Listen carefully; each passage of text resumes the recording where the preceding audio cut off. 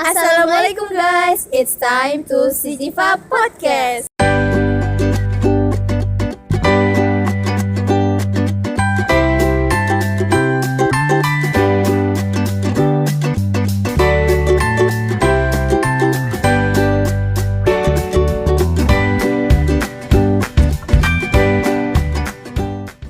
Oke guys, jadi pada video kali ini kita berdua mau membahas suatu topik yang menurut aku sih ini sangat dekat banget dengan keseharian kita, apalagi sekarang kita berstatus sebagai mahasiswa.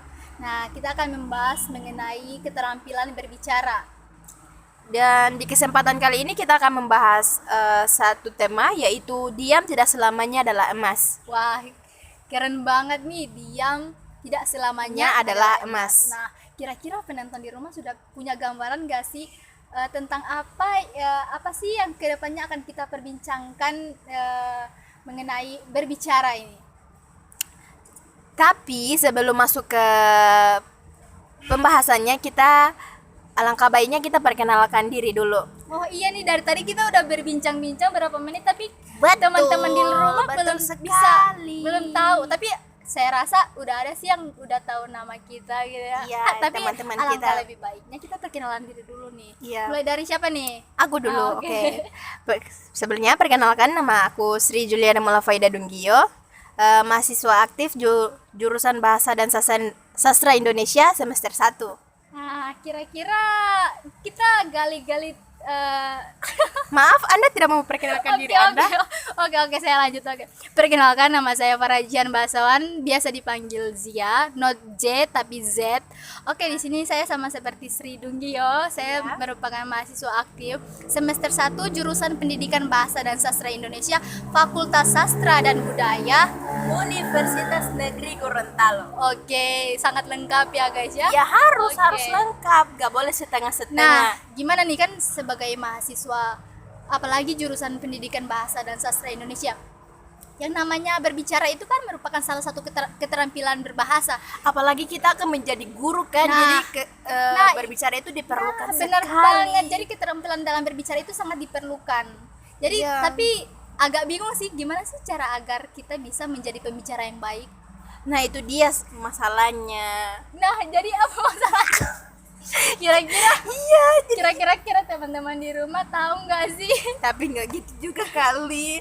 Jadi Oke, lanjut, skip.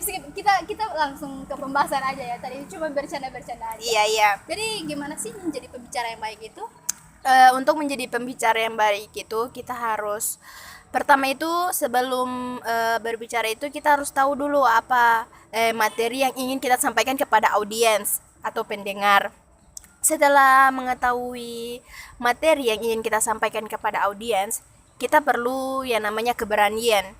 Kita harus berani dulu untuk tampil di depan para audiens. Iya. Nah, benar banget nih. Saya sebagai mahasiswa semester 1 yang baru awal masuk nih di universitas, sangat merasakan yang namanya Gugup atau cemas. tidak percaya diri untuk berbicara di depan umum. Nah, kira-kira gimana sih kalau dari Sri sendiri sebagai mahasiswa pernah gugup nggak sih saat berbicara di depan umum? Pernah Terus dong. gimana sih cara mengatasi hal tersebut?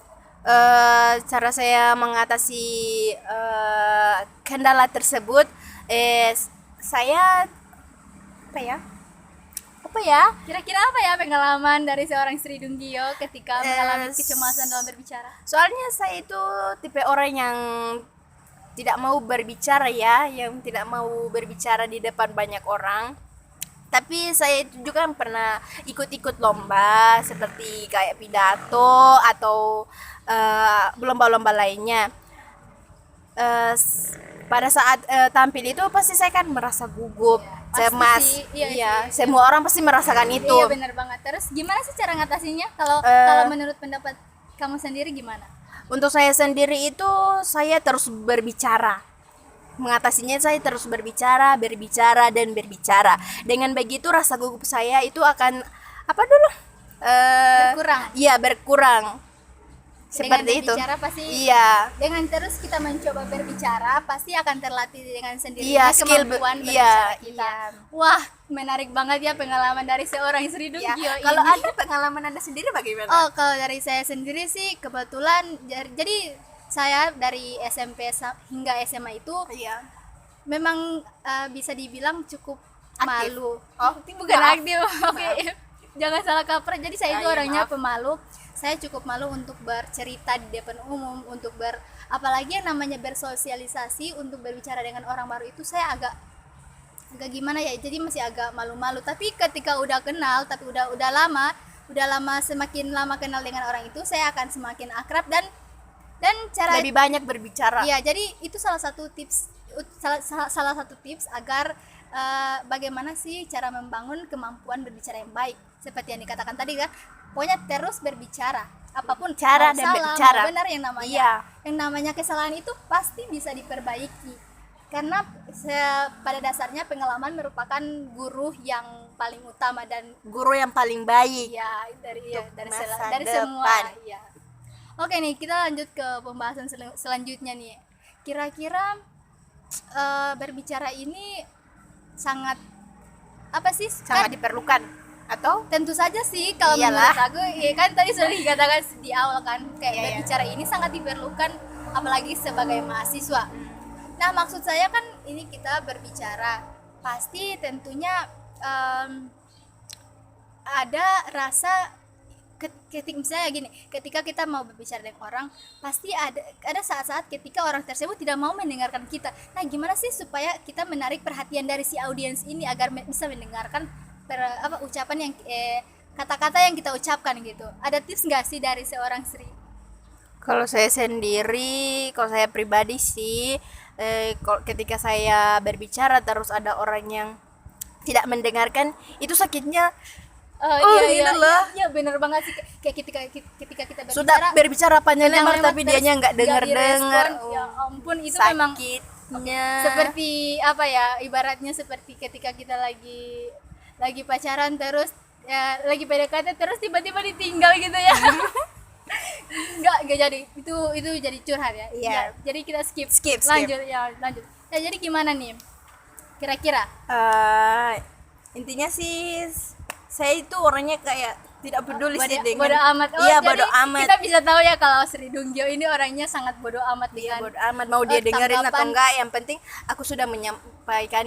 apa yang ingin disampaikan. Iya, mau dia terima atau enggak ya oke, udah, oke. itu urusannya dia. Toh dia yang enggak mendapatkan ilmu. Oke, tapi dari pandangan saya pribadi, kan kita sebagai pembicara pasti kita memiliki tujuan yang ingin disampaikan kepada si pendengar.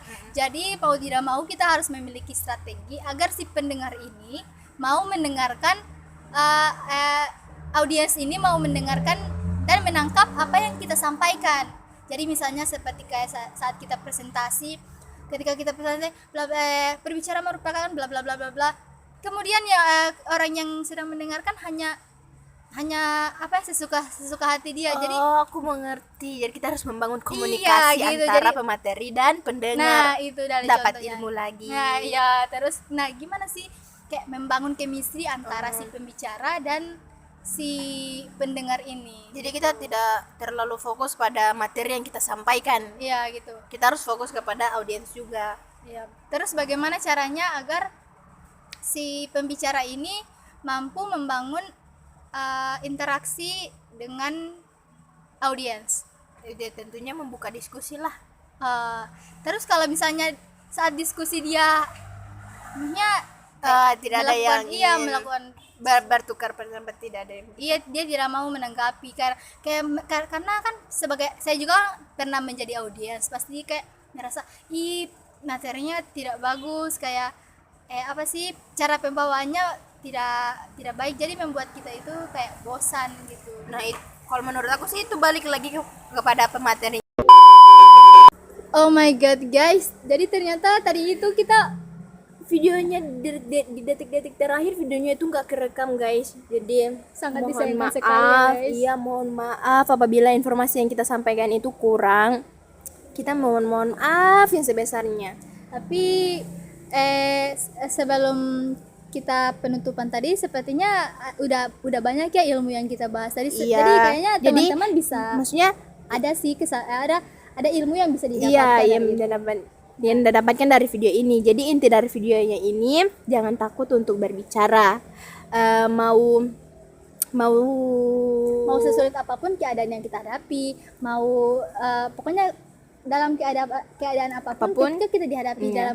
dalam kondisi berbicara, kita harus berani karena Iya. inti utamanya itu kita harus berani. berani.